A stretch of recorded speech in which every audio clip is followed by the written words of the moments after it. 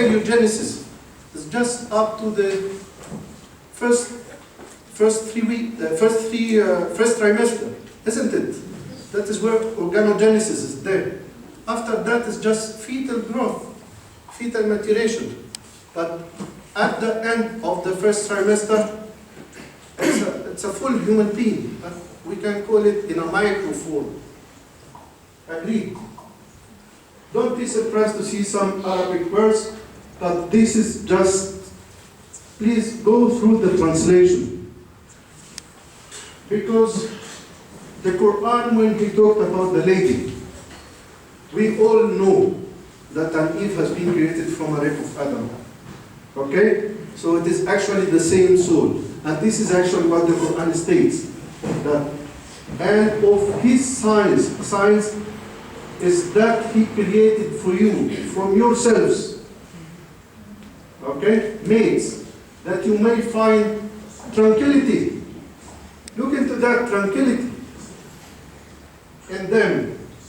And he placed between you affection and mercy. What is sex there?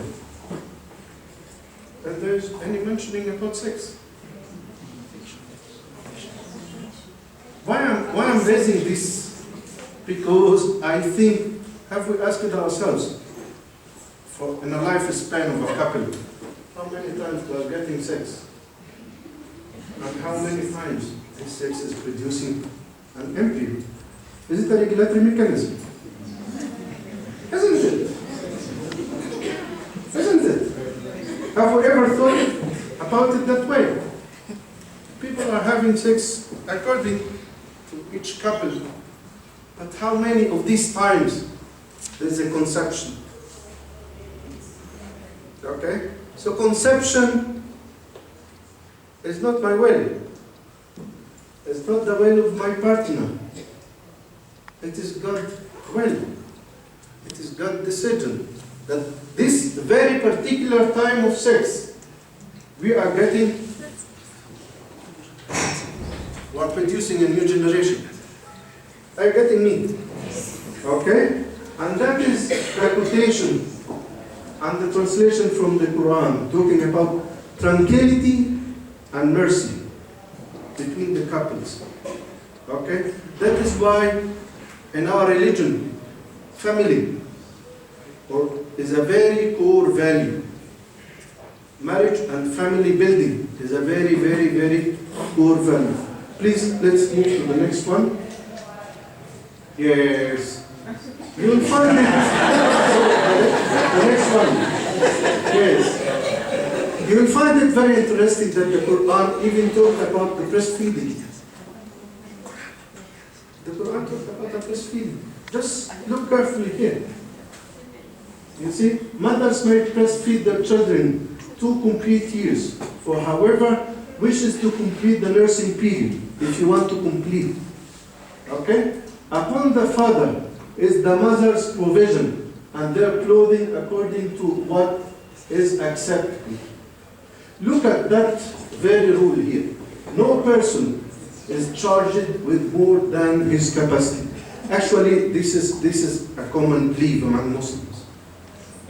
If I'm able to do something, or if I want to do something, then God created into me the capacity to do it. There is no orders that is beyond your capacity. In our religion, that is a core concept. Okay? That is a core concept. Okay? Look again. No mother should be harmed through her child. That is protecting life. That is when we talk about medical reasons for abortion. For us, it is the mother health and mother life. And you have seen it stated clearly in the Quran. No mother should be harmed through her child. And no father through his child. Because every soul is dependent. Every person is dependent. Okay? Or independent. Sorry, this is what I mean. Okay? And even if you go through, there is that option where the mother is not able to breastfeed. And it is again the responsibility of the father to get another lady to breastfeed, and he should take care of her. Please, let's move on. Next. Yes, this is also some very core concepts.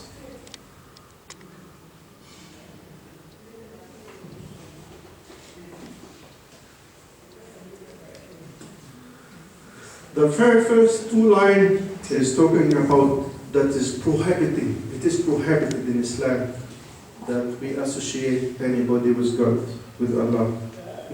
They're unique. Okay? Then go there and to parents good treatment, and don't kill your children out of poverty. Why? I'm not the provider of my child. By the way, this is a very core concept also.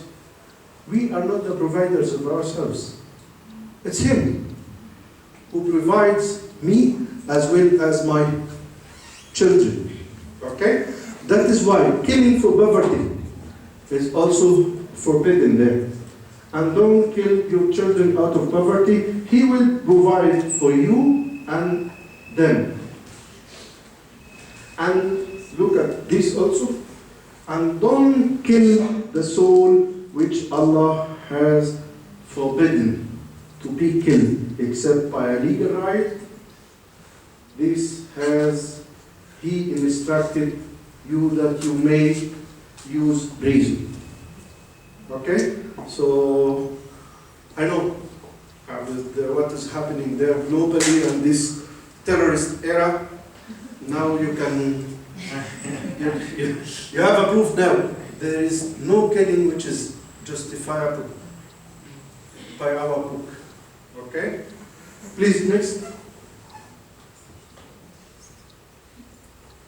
Yes, again, another verse is talking about don't kill the soul which Allah has forbidden, except by right, and whoever is killed unjustly, we have given his or higher authority, but let them not exceed the limits of the matter. This is just, if somebody has been killed unjustifiably, his people are allowed to have a revenge or to accept a compensation for that.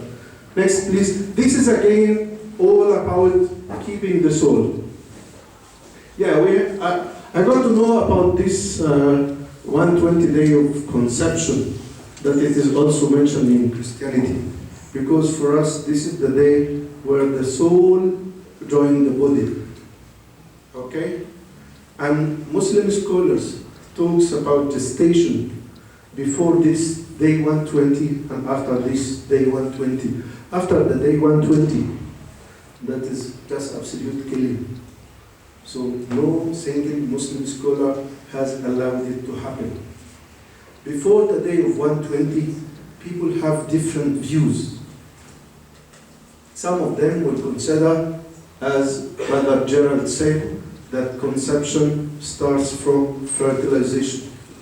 Once an ovum has been fertilized, this is a complete human being. Nobody should touch him. Some people allow it on medical grounds. And these medical grounds, if we go back to those quotes of the Quran, that is anything that is going to harm the mother's life. This is the medical background that abortion is allowed. And when I was discussing with my colleagues from Ops Gynae, they told me also that in the Christianity, that the soul also joined the body on the day 120.